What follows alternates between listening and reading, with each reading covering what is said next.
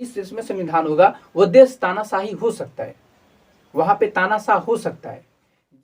क्या है तानाशाही? दोस्तों आप देख रहे होंगे कि तानाशाही, क्या भारत में तानाशाही है? ये कहना कितना उचित है कि भारत में तानाशाही है, या ये कह सकते हैं कि is India becoming a dictatorship, यानी कि भारत जो है तानाशाही की तरफ रुख कर रहा है। अब ये तानाशाह और तानाशाही क्या होता है?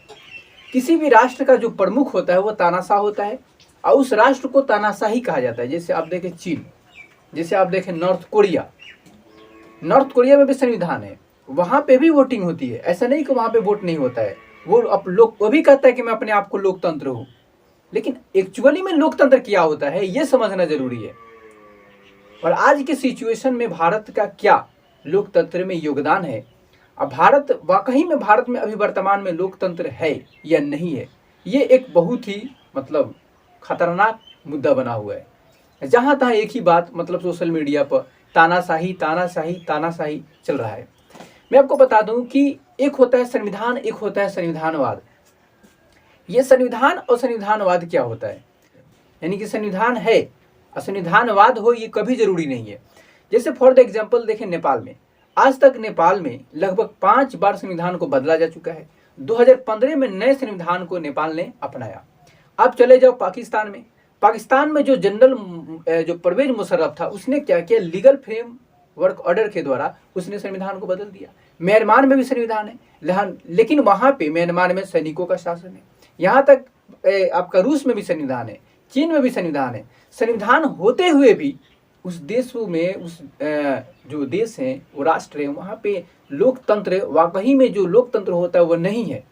वोट होता वहाँ पे होता है, लेकिन वोट का मतलब होता है क्या होता है, जहाँ पे ट्रांसपेरेंसी हो, जहाँ पे आपको आपका अधिकार हो कि आप किस शासक को चुनना चाहते हो, ना कि आपको ये बताया जाए कि आपको इसी शासक को चुनना है।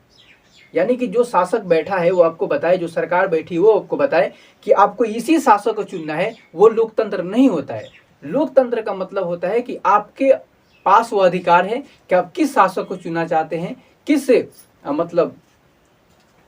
को चुनना चाहते हैं।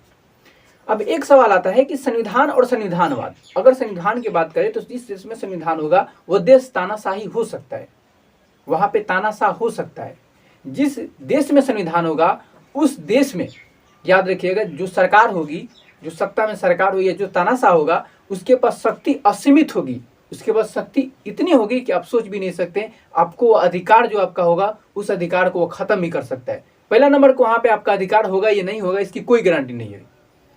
तीसरी चीज, जिस देश में संविधान है आप समझ लीजिए वहां पे सरकार सर्वोच्च होगी, वो संविधान सर्वोच्च नहीं होगा। कभी नहीं होगा कि जहां पे संविधान है वहां पे संविधानवाद हो। लेकिन उस संविधान में अगर आपको अधिकारों की बात की जाए, आपकी स्वतंत्रता की बात की जाए, उन अधिकारों और स्वतंत्रता को न्यायालय प्रोटेक्ट करे, तो समझ लीजिए उस देश में संविधानवाद है। जैसे भारत का संविधान, जैसे ब्रिटेन का संविधान, जैसे आपका अमेरिका का संविधान, यहाँ पे संविधान में फंडामेंटल राइट्स है, मौलिक अधिकार है।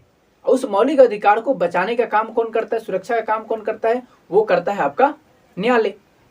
यानी कि अगर आपके अधिकारों की हनन कोई करता है, आपकी स्वतंत्रता कोई छीनता है, तो आगे आकर खड़ा हो जाएगा न्यायालय, बोलेगा कि खबरदार तुम अगर इसकी छीनने की कोशिश करोगे अधिकार तो। जैसे भारत का संविधान है, तो भारत के संविधान में सरकार के पास शक्ति नहीं, सीमित होती है। ऐसा नहीं कि सरकार के पास शक्ति जो होती है असीमित होती है, सीमित शक्ति होती है। याद रखिएगा, सीमित शक्ति, यानी कि सरकार संविधान के हिसाब से चलेगी।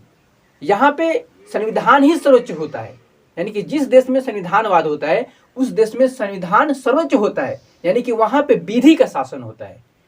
सरकार के पास शक्ति सीमित होगी, यानी कि सरकार वहां पे उच्च नहीं है, सर्वोच्च नहीं है, वहां पे संविधान सर्वोच्च है और संविधान के नीचे सब कोई है। ये पीएम हो, सीएम हो, डीएम हो, कोई भी हो, संविधान के नीचे है, ना कि संविधान के ऊपर है। यानी जिस देश में संविधानवाद होगा और जिस देश में संविधान होगा, याद रखिएगा, जिस देश में संविधान होगा इसकी ये गारंटी नहीं है कि वहां पे सरकार सबसे ऊंचा होगी। ये गारंटी है कि ऊंचा होगी। जैसे देखिए नॉर्थ कोरिया में संविधान है, लेकिन वहां पे सरकार क्या है, नीचे है संविधान से नहीं, संविधान से ऊपर सरकार है। जब मन करे तब संविधान में एनी टाइम चेंज करती रहेगी। अब एक कहा जाता है कि भारत में क्या तानाशाही है। जैसे कि आप देखेंगे सुप्रीम कोर्ट की तरफ जो मेयर का चुनाव हुआ चंडीगढ़ का, तो उसमें जो ऑफिसर था वो पकड़ा गया चोरी करते हुए। सुप्रीम कोर्ट ने क्या कहा, हमारे DY चंद्रचूड़, कि ये लोकतंत्र की हत्या है। ये है भी, अगर ऐसा चुनाव होता है तो ये लोकतंत्र का हत्या ही है। यानी कि हम जो पब्लिक चाहती है, जो जनता चाहती है, जिसको चुनना वो उसको नहीं चुन पाएगी। अब देखेंगे असंवैधानिक घोषित किया गया इलेक्टोरल बॉन्ड को, तो इसको कहा जा सकता है ये स्कीम है। क्यों? ये पब्लिकों के साथ स्कीम है, ये आपके फंडामेंटल राइट्स का उल्लंघन है, जहां पे आपको बताया नहीं जा रहा है। यहाँ पे आज ये भारत पीछे होने का राज क्यों है? भारत में आज पढ़े लिखे लोगों को होने के बावजूद भी भारत में बेरोजगारी है, क्यों है?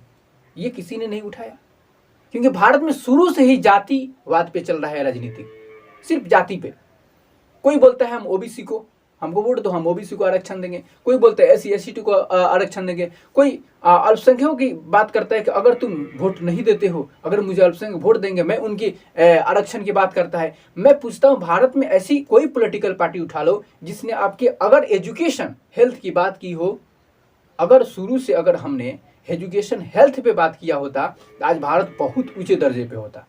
दुनिया का सबसे विकसित राष्ट्र अगर होता तब भारत होता, क्योंकि हमारे पास वो संसाधन है जो दुनिया किसी देश के पास नहीं है। अरे बिहार के पास इतनी इस जो भूमि है, इसमें शक्ति है कि पूरे एशिया को खिलाने का पावर रखता है, पूरे भारत को खिलाने का पावर रखता है, अनाज दे सकता है। लेकिन यहाँ पे किसान है, लोग हैं, जनसंख्या है, लेकिन सबसे बड़ी चीज़ है एजुकेशन नहीं है। एजुकेशन कहाँ से होगा? क्योंकि यहाँ पे लोगों को फ्री में अनाज मिल जाता है। जब फ्री में अनाज मिल जाता है तो उसको क्या चाहिए? शिक्षा की बात की जाए, हेल्थ की बात की जाए, भाड़ में जाए शिक्षा हेल्थ। तो हमें वैसी सरकार होनी चाहिए जो हेल्थ की बात करे, एजुकेशन की बात करे। क्योंकि जो देश हेल्थ एजुकेशन में अगर परिपूर्ण रूप से पूरी अच्छी तरीके से नहीं होगा तो समझ लेना वो देश वाकई विकसित राष्ट्र नहीं बन सकता है। अब कैसे बनोगे? जो युवा आबादी है बेरोजगार, पढ़े लिखे होते हुए भी वो बेरोजगार है, आगे चलकर यही युवा आबादी वृद्धावस्था में जाएगी। जब वृद्धावस्था में जाएगी, इसके पास 1 रुपया भी नहीं रहेगा। 1 रुपया नहीं रहेगा तो क्या करेगी? दुनिया का सबसे गरीब देश तो भारत ही बनने वाला है, क्योंकि हमारे पास अभी वर्तमान में युवा आबादी बहुत ज्यादा है, बहुत ज्यादा। लेकिन अगर हम आज इसको रोजगार नहीं देते हैं तो सोचो आने वाले समय में क्या हो सकता है।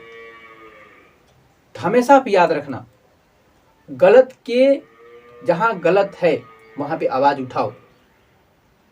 जहां आपके अधिकारों को दबाने की कोई कोशिश कर रहा है, सरकार हो या आम आदमी हो या प्रशासन हो, पुलिस हो, कोई भी हो, DM हो, आप वहां पे बोलो, डरो मत। ये आपको अधिकार फंडामेंटल राइट्स देता है, ये अधिकार आपको कॉन्स्टिट्यूशन देता है, संविधान देता है, कोई भारत का नेता नहीं देता है। याद रखना, जो गलती भारत का नेता कोई करता है, प्रधानमंत्री करता है, PM करता है, CM करता है, DM करता है, आपके क्षेत्र का वो मुखिया जी करते हैं, कोई भी करता है, तो हमेशा याद रखना जो सेक्शन उसके ऊपर लगेगा, अगर आप वो गलती करते हो तो आपके ऊपर वही लगेगा। यानी इस देश में विधि का शासन है। अगर आप किसी को मारते हो तो आपके ऊपर जो सेक्शन लगने वाला है उसके वो भी मारेगा तो उसके ऊपर भी लगेगा। इसलिए कभी डरो मत, पूरे तरीके से अपने डट कर सामना करो। याद रखना, अगर जो इंसान, जो देश के नागरिक, संविधानवाद उस देश में होने के बावजूद भी वो अपने रक्षा के लिए आवाज नहीं उठाता है, वो अपनी स्वतंत्रता के लिए आवाज नहीं उठाता है, और उसके जो उसके अधिकार है, उस अधिकारों को हनन हो रहा है और उसके लिए आवाज नहीं उठाता है, तो समझ लेना कि वो देश वाकई एक अलग रास्ते पे जा रहा होता है। ये समझना सबसे जरूरी है।